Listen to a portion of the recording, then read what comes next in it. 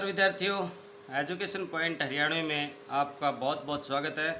विद्यार्थियों, आज हम कक्षा 8वीं का भारत की खोज जो आपकी पुस्तक है उसका जो लेसन है सिंधु घाटी सभ्यता, उसका पहला भाग हम पढ़ चुके हैं। आइए अब पढ़ते हैं इसका भाग नंबर 2।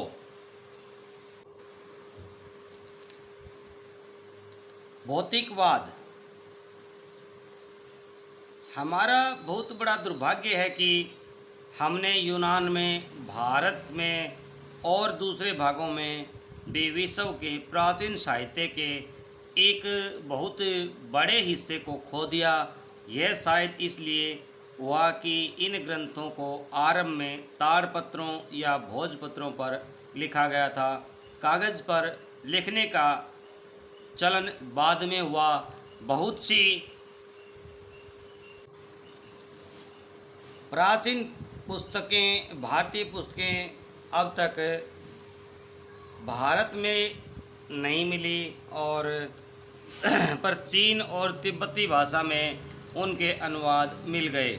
जो पुस्तकें खोजी गई हैं उनमें भौतिकवाद पर लिखा गया पूरा साहित्य है जिसकी रचना आरंभिक उपनिषदों में के ठीक बाद में हुई। इस साहित्य का हवाला अब सिर्फ इनकी आलोचनाओं से मिलता है या फिर भौतिकवादी सिद्धांतों के खंडन के विशद प्रयास से। फिर भी इस बात में कोई संदेह नहीं है कि भारत में सदियों तक भौतिकवादी दर्शन का प्रचलन रहा और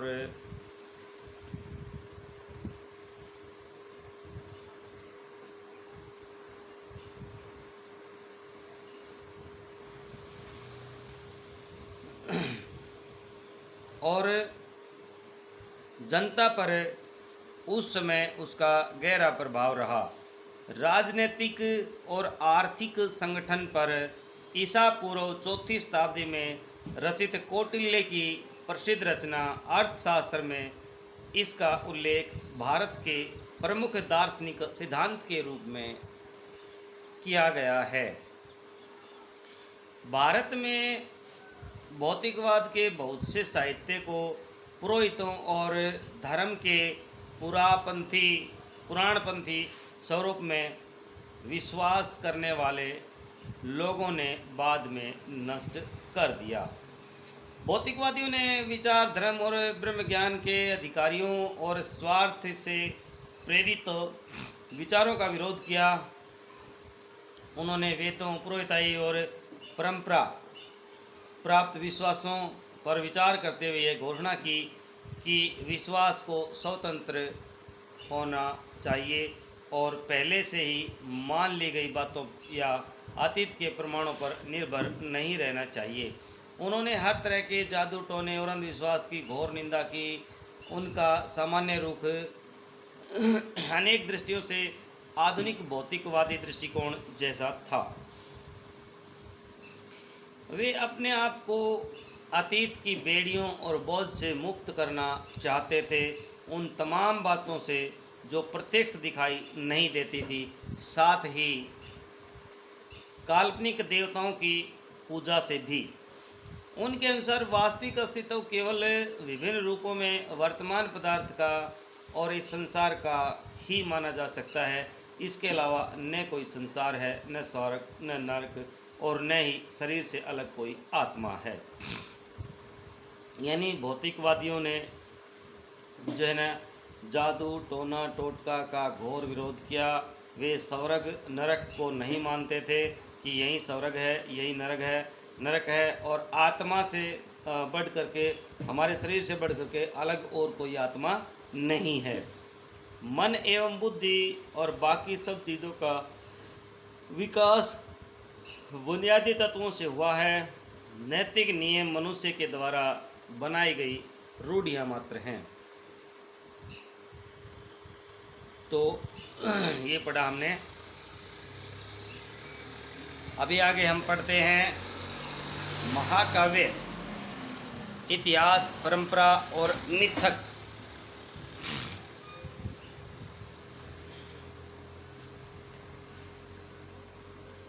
भाई, प्राचीन भारत के दो महाकाव्य रामायण और महाभारत को रूप ग्रहण करने में शायद सदियां लगी होंगी। तो हमारे दो प्राचीन महाकाव्य हैं, वो कौन कौन से हैं बेटा? एक तो है रामायण और एक है महाभारत और रामायण। तो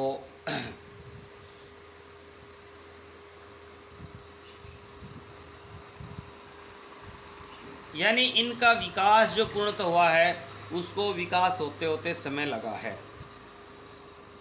और उसमें बाद में भी टुकड़े जोड़े जाते रहे हैं।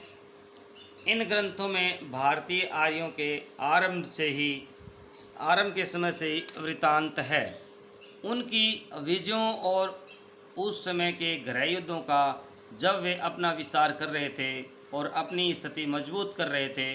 मुझे इनके अलावा कहीं भी किन्हीं ऐसी पुस्तकों की जानकारी नहीं है जिन्होंने आम जनता के मन पर लगातार इतना व्यापक प्रभाव डाला हो। इतने प्राचीन समय में रची जाने के बावजूद भारतीयों के जीवन पर आज भी इनका जीवंत प्रभाव दिखाई पड़ता है। ये दोनों ग्रंथ भारतीय जनजीवन का अंग बन गए हैं। यानी रामायण और महाभारत ने हमारे जीवन पर जितना प्रभाव डाला है, इतना शायद किसी और ग्रंथ ने डाला हो। इनमें हमें सांस्कृतिक विकास की विभिन्न श्रेणियों के लिए ठेठ भारतीय ढंग के एक साथ सामग्री उपलब्ध है, अर्थात उच्चतम बुद्धिजीवी से लेकर के साधारण अनपढ़ और अशिक्षित देहाती तक के लिए। इसके द्वारा हमें प्राचीन भारतीयों का वह रहस्य कुछ समझ में आता है, जिससे वे अनेक रूपों में विभाजित और जात पात के ऊंच नीच में बटे भारत समाज को एकजुट रखते थे। उनके मतभेदों को सुलझाते थे। उन्होंने लोगों में एकता का ऐसा नज़रिया पैदा करने का प्रयत्न किया जो हर तरह के भेदभाव पर छा गया और बराबर बना रहा। भारतीय पुराण कथाएं या पुराकथाएं महाकाव्यों तक सीमित नहीं हैं। उनका इतिहास वैदिक काल तक जाता है और वे अनेक रूप आकारों में संस्कृत साहित्य में प्रकट हो रही हैं।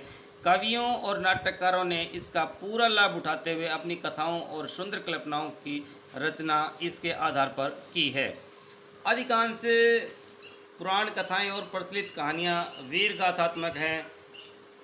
उनमें सत्य पर अड़े रहने और वचन के पालन का उपदेश दिया गया है, चाहे परिणाम कुछ भी हो। साथ ही इनमें जीवन पर्यंत और मरणोपरांत भी वफादारी का साहस और लोकहित के लिए सदाचार और बलिदान की शिक्षा दी गई है।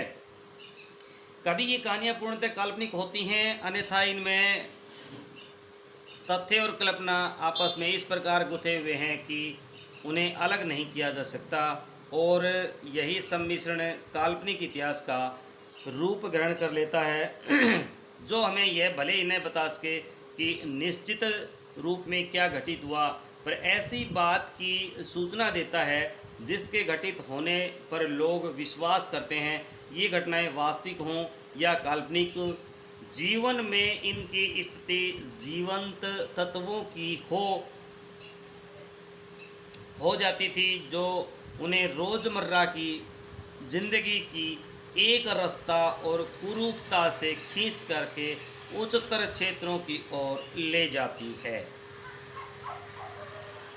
यूनानियों, चीनियों, अरबवासियों की तरह प्राचीन काल में भारतीय इतिहासकार नहीं थे। इसी कारण हमारे लिए आज तिथियां निश्चित करना या सही कालक्रम निर्धारित करना कठिन हो गया है। घटनाएं आपस में गड़बड़ हो जाती हैं। बहुत धीमी गति से आधुनिक विद्वान धैर्यपूर्वक भारतीय इतिहास की भूल भुलैया के सूत्रों को खोज रहे हैं। कल्हण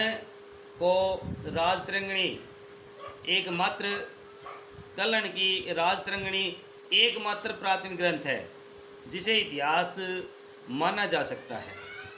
तो भाई राजतरंगिणी किसने लिखी थी? कल्हण ने लिखी थी।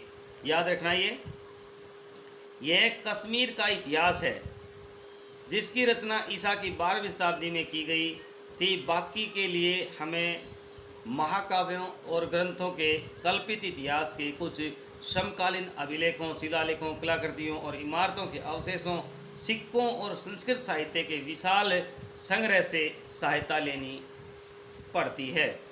इसके साथ ही विदेशी यात्रियों के सफ़रनामों से भी सहायता मिलती है, विशेष रूप से यूनानियों और चीनियों के, और कुछ बाद में आने वाले अरबों के विवरण भी हमें मिलते हैं, जिनसे हमें भारतीय सभ्यता या भारत के इतिहास का पता चलता है। ऐतिहासिक बोध के इस अभाव पर जनता का प्रभाव नहीं पड़ा। यहाँ की जनता ने अतीत के विषय में अपनी दृष्टि का निर्माण उन परंपरागत वृत्तांतों और पौराणिक गाथाओं और कहानियों के आधार पर कर लिया है जो उन्हें पीढ़ी दर पीढ़ी विरासत में मिली थी। इस काल्पनिक इतिहास तथा तथ्यों और दंत कथाओं के इस मिश्रित रूप का व्यापक प्रचार हुआ है। इनसे जनता को एक मजबूत और टिकाऊ सांस्कृतिक पृष्ठभूमि मिली है, लेकिन इतिहास की उपेक्षा के कारण हमारे दृष्टिकोण में धुंधलापन पैदा हुआ है, जिंदगी से अलगाव पैदा हुआ और तथ्यों के बारे में दिमागी उलझन और सहज विश्वास करने की प्रवृत्ति है वो पैदा हुई है। आइए अब देखते हैं हम महाभारत के बारे में। महाकाव्य के रूप में रामायण एक महान रचना है और लोग उसे बहुत प्रेम करते हैं, परंतु महाभारत का दर्जा विश्व की श्रेष्ठतम रचनाओं में है। यानी रामायण को तो लोग पसंद करते ही हैं, महाभारत का भी जो है ना दर्जा दूसरा दर्जा दिया जाता है। यह कृति परंपरा और दंत कथाओं का तथा प्राचीन भारत की राजनीति का और सामाजिक संस्थाओं का विश्वकोश है।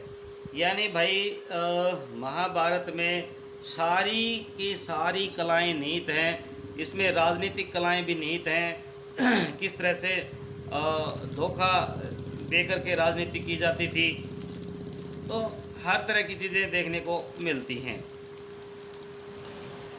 दंत कथाएं होती हैं बेटा जो ज़बानी याद रखी होती हैं, आपने अपने दादा ने आपके पिता को बता दी, पिता ने आपको बता दी, आपने बच्चों को बता दी, जो दांतों ही दांतों पे यानी जुबान से जो कथाएं बताई जाती हैं दंत कथा कहलाती हैं।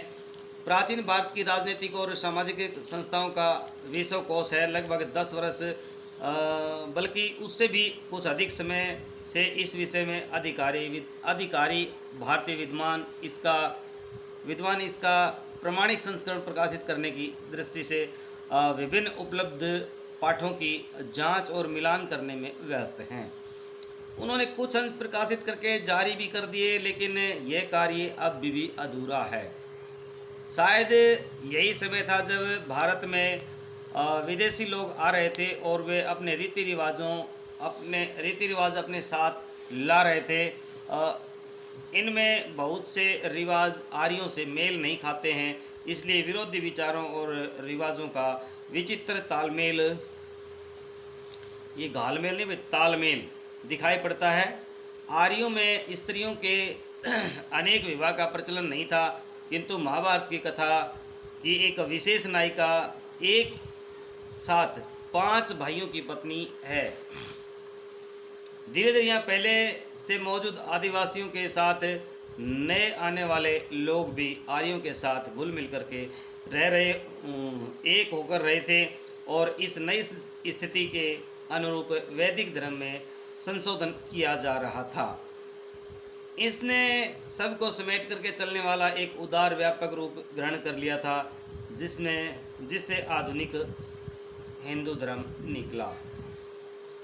यह संभव हो सका क्योंकि बुनियादी नज़रिया यह जान पड़ता है कि सत्य पर किसी का अधिकार नहीं हो सकता है। उसे देखने और उस तक पहुंचने के बहुत रास्ते हैं, इसलिए सब तरह के अलग अलग यहाँ तक कि विरोधी विश्वासों को भी सहन कर लिया गया है।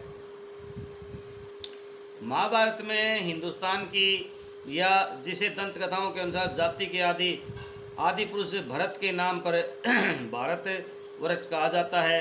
बुनियादी एकता पर बल देने की निश्चित कोशिश की गई है। इसका एक और पहले का नाम था आर्यवर्त, यानी आर्य यहाँ पर आए थे तो पहले इन्हें आर्यवर्त कहा जाता था। बाद में राजा भरत के नाम पर भारत देश का नाम है वो भारत पड़ा, यानी आर्यों का देश। किंतु यह नाम मध्य भारत में विंध्य पर्वत तक फैले उत्तर भारत के इलाके तक ही सीमित था। रामायण की कथा दक्षिण में आर्यों के विस्तार की कहानी है। वह विराट गृहयुद्ध जो बाद में हुआ और जिसका वर्णन महाभारत में किया गया, उसके बारे में मोटे तौर पर अंदाज़ा लगाया गया है कि ईसा पूर्व 14वीं शताब्दी के आसपास हुआ होगा। वह लड़ाई भारत यानी संभवतः उत्तरी भारत पर एकाधिकार स्थापित करने के लिए लड़ी गई थी। इसी लड़ाई से एक अखंड भारत की अवधारणा की शुरुआत हुई। इस अवधारणा के अनुसार आधुनिक अफगानिस्तान का बहुत बड़ा हिस्सा भारत में शामिल था। इस हिस्से को उस समय गांधार, जिसमें वर्तमान कंधार शहर का नाम पड़ा है, गांधार कहा जाता था और उसे भारत का अभिन्न हिस्सा समझा जाता था। वास्तव में इसी कारण मुख्य शासक की पत्नी का नाम गांधारी यानी गांधार की कन्या पड़ा, यानी धृतराष्ट्र की जो है पत्नी का नाम गांधारी था। दिल्ली नाम का आधुनिक शहर नहीं बल्कि इस इलाके के निकट बसे हुए हस्तिनापुर और इंद्रप्रस्थ नाम के पुराने शहर इसी समय भारत की राजधानी बने थे। यानी कौरवों और पांडवों ने अपनी राजधानी है हस्तिनापुर को भी बनाया था और इंद्रप्रस्थ को भी बनाया था। इंद्रप्रस्थ आज जगह भी है जिसके नई दिल्ली के नाम से जानते हैं, हस्तिनापुर को पुरानी दिल्ली के नाम से जानते हैं। महाभारत में कृष्ण के संबंध आख्यान भी हैं और प्रसिद्ध काव्य भगवत गीता भी। गीता के दर्शन के अलावा इस ग्रंथ में शासन कला और सामान्य रूप से जीवन के नैतिक और आचार संबंधी सिद्धांतों पर जोर दिया गया। धर्म की इस बुनियाद के बिना न सच्चा सुख मिल सकता है और न समाज में एकता रह सकता है।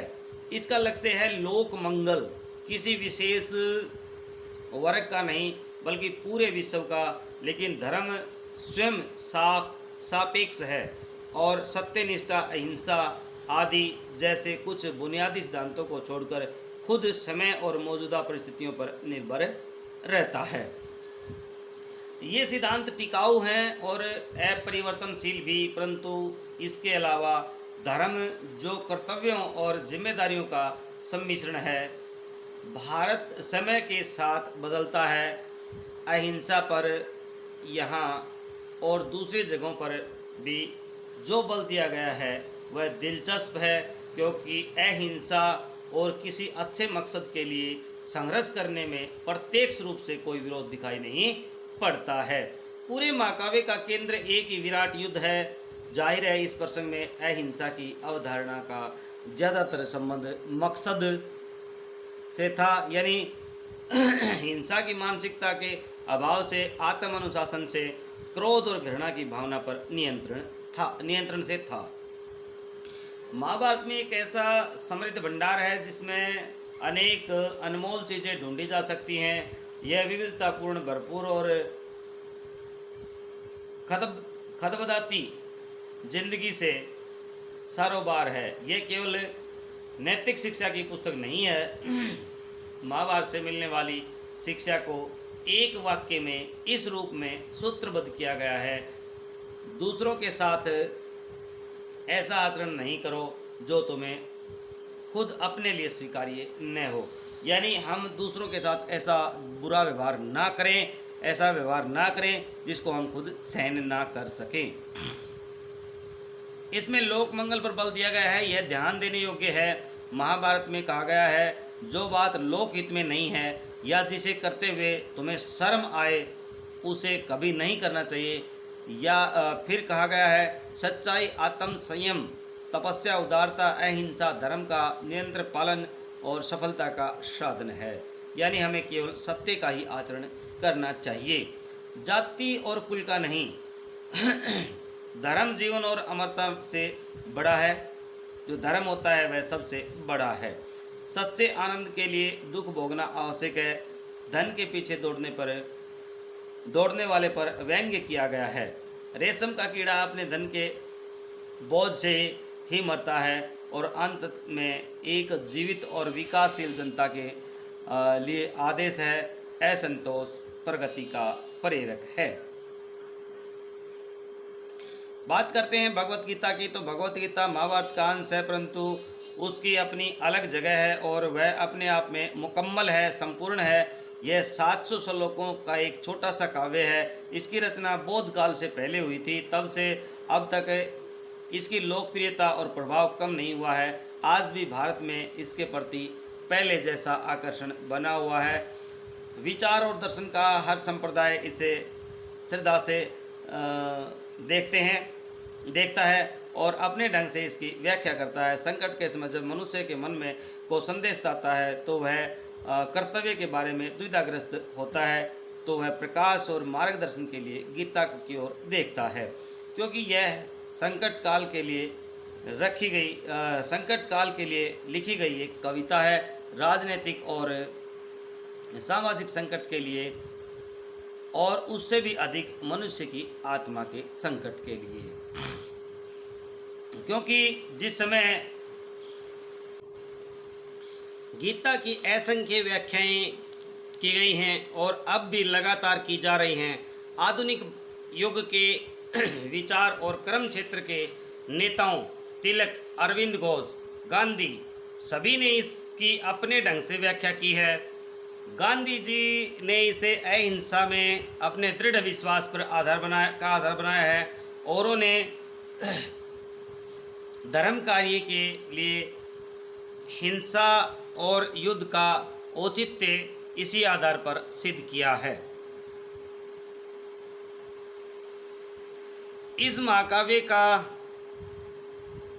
आरंभ महाभारत का युद्ध आरंभ होने से पहले युद्ध क्षेत्र में अर्जुन और कृष्ण के बीच संवाद से होता है। अर्जुन परेशान है, उसकी अंतरात्मा युद्ध और उसमें होने वाले व्यापक नरसंहार के मित्रों और सगे संबंधियों के संहार के विचार के विरुद्ध द्रोह करती है। यानी वह अपने सगे संबंधियों का वध नहीं करना चाहता है। आखिर यह किस लिए, कौन सा ऐसा लाभ हो सकता है जो इस पाप का परिहार कर सके। उसकी पुरानी कसौटियां नाकाम होती जाती हैं, उसके मूल्य ढह जाते हैं। अर्जुन इंसान की उस पीड़ित आत्मा का प्रतीक बन जाता है जो युग युग से कर्तव्यों और नैतिकता के तकाज़ों की दुविधा से ग्रस्त है। इस निजी बातचीत से हम एक एक करके व्यक्ति के कर्तव्य, सामाजिक आचरण, मानव जीवन में सदाचार और सबको नियंत्रित करने वाले आध्यात्मिक दृष्टिकोण जैसे विषयों की ओर बढ़ते हैं। गीता में ऐसा बहुत कुछ है जो आध्यात्मिक है।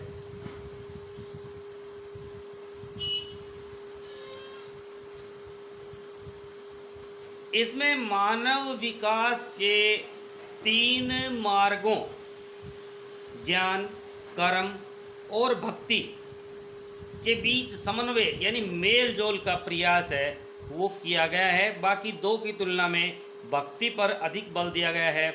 यहाँ तक कि इसे एक व्यक्तिगत ईश्वर का स्वरूप उभरता है, हालांकि उसे पूर्ण रूप परमेश्वर का ही अवतार माना जाता है।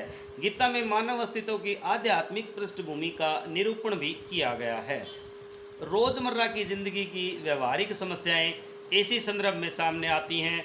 गीता में जीवन के कर्तव्यों के निर्वाह के लिए कर्म का आह्वान किया गया है, अकर्मण्यता की निंदा की गई है, यानी केवल कर्म करने पर ही बल दिया गया है।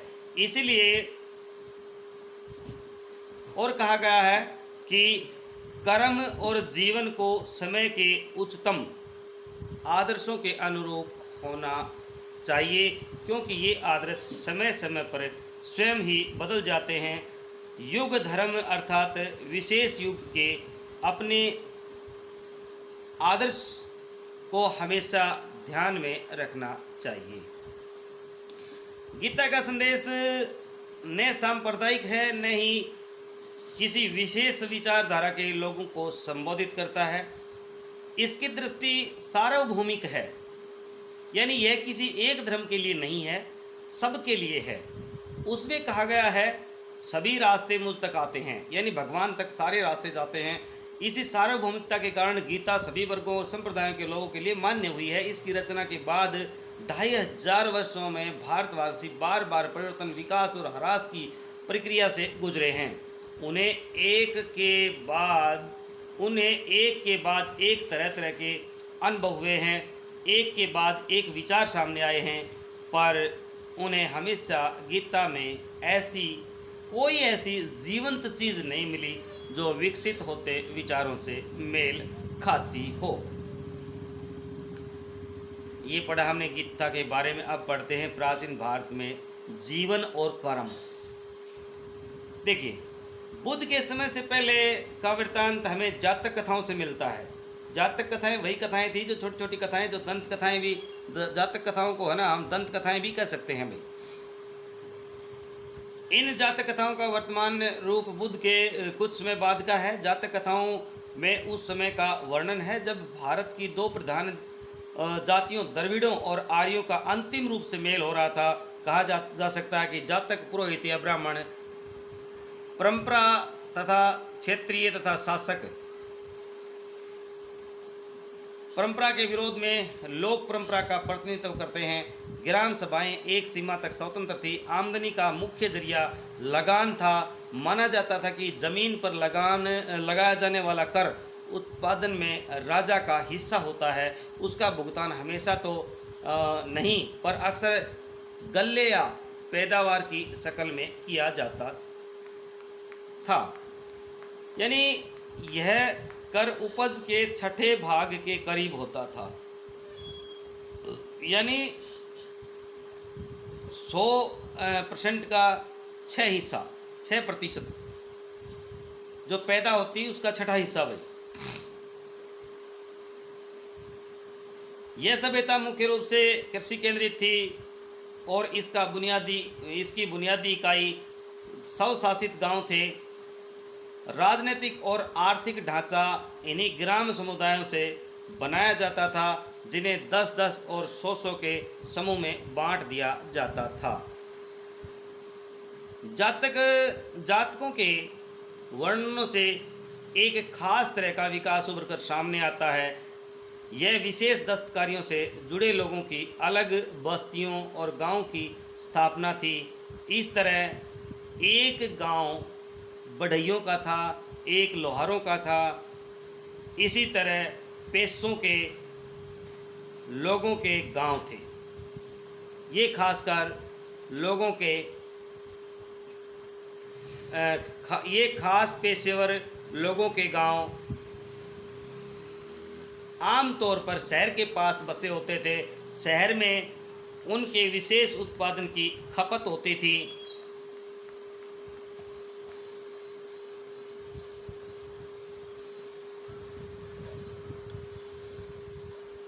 खपत हो जाती थी और बदले में उन्हें जिंदगी की दूसरी ज़रूरतों को पूरा करने का सामान मिल जाता था। ऐसा लगता है कि पूरा गांव सहकारिता के उसूल पर काम करता था, यानी सहकारिता साझेदारी, यानी पैसा बहुत कम चलता था। सब लोग एक दूसरे का कार्य कर देते थे। लोहार कुम्हार का कार्य कर देता था, कुम्हार मटके दे देता था, यानी इस तरह से काम होता था। ऐसा लगता है कि पूरा गांव सहकारिता के उसूल पर काम करता था और बड़े ठेके लेता था। शायद इस तरह अलहदा अकेलापन रहने और संगठित होने के से जाति प्रथा का विकास और विस्तार हुआ होगा। जातकों में सौदागरों की समुद्री यात्राओं के हवाले भरे हुए हैं। सूखे रास्तों में रेगिस्तान को पार करके भड़ोच के पश्चिमी बंदरगाह और उत्तर प्रदेश के गंधार और मध्य एशिया तक कारवां जाया करते थे, यानी जत्थे के जत्थे जाया करते थे। भड़ोच से जहाज बेबीलोन यानी बावेरू के लिए फारस की खाड़ी में जाया करते थे। नदियों के रास्ते बहुत ही बहुत यातायात होता था। जातकों के अनुसार बड़े बेड़े बनारस, पटना, चंपा, भागलपुर और दूसरे स्थानों से समुद्र की ओर से जाते और वहाँ से दक्षिण बंदरगांव और लंका और मलय टापू तक जाते थे। भारत में लिखने की जो प्रथा है बहुत पुरानी है। पाषाण युग के मिट्टी के पुराने बर्तन और ब्राह्मी लिपि के अक्षर मिले हैं। मोहनजोदड़ो में मिले शिलालेखों को अब तक पूरी तरह से पढ़ा नहीं जा सका है। वे ब्राह्मी लेख जो पूरे भारत में मिले निश्चित रूप से उस मूल लिपि में है जिससे भारत में देवनागरी है और अन्य लिपियों का विकास हुआ है। अशोक के कुछ लेख ब्राह्मी लिपि में हैं। उत्तर पश्चिम में मिलने वाले कुछ लेख खरोष्ठी लिपि में हैं। तो अशोक के जो लेख हैं भाई, कुछ लेख है ना वो ब्राह्मी लिपि में हैं। ईसा पूर्व 6वीं या 7वीं शताब्दी में पाणिनि ने संस्कृत भाषा में अपने प्रसिद्ध व्याकरण की रचना की थी। तो भाई प्रसिद्ध व्याकरण शास्त्री का नाम क्या था? पाणिनि, जिसने अष्टाध्यायी की रचना की थी। उन्होंने अपने से पहले के व्याकरणों का उल्लेख किया। उनके समय तक संस्कृत का रूप स्थिर हो चुका था। वह एक निरंतर विकासशील साहित्य की भाषा बन चुकी थी। पाणिनि आज भी संस्कृत व्याकरण का अनाधिकारिक प्रमाण माना जाता है। हालांकि बाद के व्याकरणों ने यानी जो व्याकरण शास्त्री थे ने उनमें बहुत कुछ जोड़ा भी है और उनकी व्याख्या भी की है। यह दिलचस्प है कि पाणिनि ने यूनानी लिपि का उल्लेख किया। इससे संकेत मिलता है कि पूर्व दिशा में सिकंदर के, यानी यहीं तक पढ़ लो इसने, इससे संकेत मिलता है कि पूर्व दिशा में सिकंदर के, इसको तो ये हमने 2 हिस्से बना लिए हैं। तीसरे हिस्से में पढ़ेंगे इसका अगला अध्याय। विद्यार्थियों बने रहिए मेरे साथ निरंतर अपने पूरे लेसन को पढ़ने के लिए। हम बहुत जल्द मिलेंगे अगले वीडियो में। वीडियो को शुरू से लेकर के अंत तक देखिए। जय हिंद, जय भारत।